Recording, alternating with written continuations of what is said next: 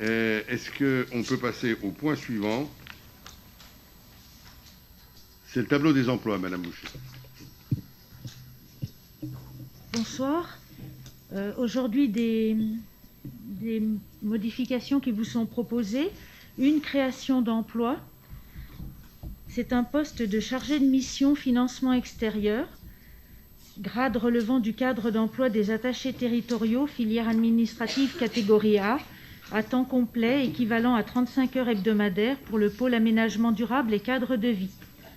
Pour ce poste, il convient de préciser les éléments suivants. C'est un poste qui n'est pas permanent, qui est conclu pour un contrat de 3 ans renouvelable dans la limite de 6 ans. Puis, les fonctions porteront sur l'organisation et le pilotage de la recherche et du suivi de financement externe destiné à soutenir l'ensemble des projets portés par la collectivité en fonctionnement et en investissement et à mettre en œuvre la programmation pluriannuelle des investissements. Les candidats devront justifier d'une formation de niveau 6. L'agent sous contrat de projet sera rémunéré par référence à la grille indiciaire afférente au grade d'attaché territorial et percevra le régime indemnitaire correspondant à ce grade. J'ai omis de dire que c'était donc un agent contractuel qui aura ce poste. Et nous vous proposons également une modification. Ce n'est pas l'intitulé du poste qui est modifié, c'est toujours un poste de gardien de cimetière, c'est simplement le grade. Il passe du grade des adjoints techniques au grade relevant des agents de maîtrise, filière technique catégorie C. Voilà. Donc nous vous proposons d'approuver le tableau des emplois qui prendra effet au 6 avril 2021. Est-ce qu'il y a des questions? Oui. Madame Fallet. Oui, merci. Merci, Monsieur le maire. Bonsoir à tous. Moi, je souhaitais souligner ici l'importance de la mise à jour de ces tableaux des emplois donc, qui nous est présenté à chaque conseil, qui nous est bien présenté d'ailleurs. Et effectivement, on constate que depuis le début de l'année, la ville crée des emplois. Donc, il faut s'en féliciter, vraiment. Nous étions dernièrement, avec mon collègue Amine Mehdi, en comité de pilotage avec Pôle emploi, donc en préparation du prochain forum, et il nous était annoncé une baisse sensible de 20% des offres d'emploi sur le territoire. Donc c'est sérieux. Et nous devons donc promouvoir les offres donc, de la ville, et c'est ce que je fais. Ce soir, je rappelle qu'elles sont présentes sur le site de la ville, qu'elles sont aussi systématiquement diffusées à Pôle emploi. Donc, je dis aux candidats de se mobiliser, parce que ce n'est pas évident, on n'a pas forcément beaucoup de réponses. Et je dis notamment aux jeunes où des postes en animation restent encore à pourvoir, de se mobiliser aussi. Donc, allez-y, et puis rendez-vous au forum, on vous y attend. Voilà, merci. Merci beaucoup, Monsieur Chalaï. Petite question sur le poste chargé de mission. Vous aviez dit que c'était un poste, c'est une personne contractuelle qui va être engagée. Est-ce que c'est un poste qui va durer et donc potentiellement être stagiairisé ou c'est seulement pour augmenter la capacité et il n'y aura pas de stagiairisation derrière?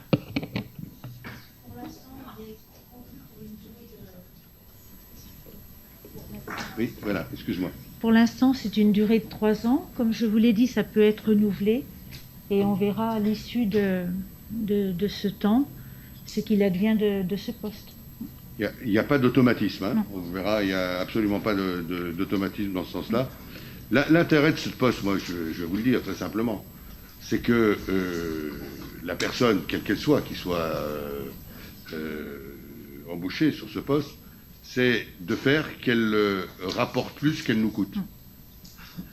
Eh bien oui, c'est ça. Puisque cette personne, quel est son rôle? C'est d'aller chercher partout où c'est possible des subventions, et notamment d'être capable d'avoir une vision... vous savez, des appels à projets, ça sort dans tous les sens, et nos services n'ont pas le temps de les prendre tous en compte.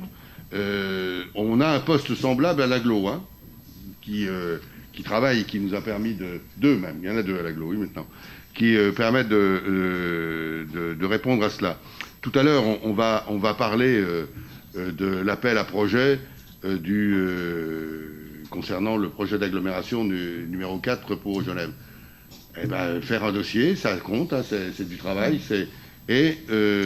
Donc l'objectif, c'est d'être le plus performant possible pour répondre aux différents appels à projets quand ils correspondent à nos politiques, évidemment, pas simplement pour se faire plaisir.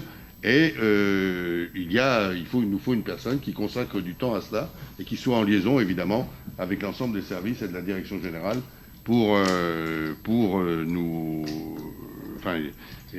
qui soit en liaison pour être en situation de vigilance sur ces différents moyens de financer. C'est un moyen de trouver de l'argent supplémentaire sans augmenter les impôts. Est-ce qu'il y a... Oui, Monsieur Loiseau. Oui, bonsoir. Je voulais simplement rebondir sur le commentaire de Madame Fradet. Je voudrais quand même apporter votre attention. Pascal Maïka n'est pas là ce soir, mais nous n'avons toujours pas de tableau des emplois qui mentionne l'occupation réelle des postes.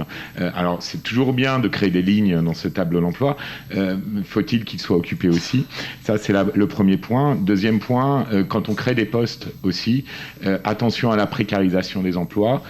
On a vu dans le budget encore qu'on stabilise nos coûts de fonctionnement, et en effet, les budgets ARECH sont relativement stables. S'il y a plus d'emplois avec les mêmes budgets, dans ces cas-là, on a un problème tout simplement dans les sommes qui sont versées aux agents. Donc attention à ces deux points, tout simplement. Rassurez-vous, pour les agents, ils sont garantis par le statut de la fonction publique, donc ils seront toujours payés. Hein. Donc ça, on n'est pas de vilains capitalistes qui ne payons pas nos personnels. Voilà, c'est quelque chose de très simple, et je vous remercie de l'attention que vous avez pour eux, mais sachez que les agents de la ville sont payés comme tous les agents de la fonction publique, y compris ceux qui ne sont pas fonctionnaires, puisque là aussi il y a des règles de fonctionnement. Donc il n'y a aucun risque. Il n'y a aucun risque. Heureusement pour eux. Heureusement pour eux. Madame Boucher, non? Est-ce qu'il n'y a pas d'autres interventions sur ce dossier? Est-ce qu'il y a des votes contre? Est-ce qu'il y a des abstentions? 2, 3, 4 abstentions, plus les abstentions des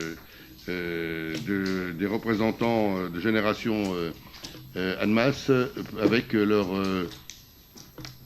pouvoir.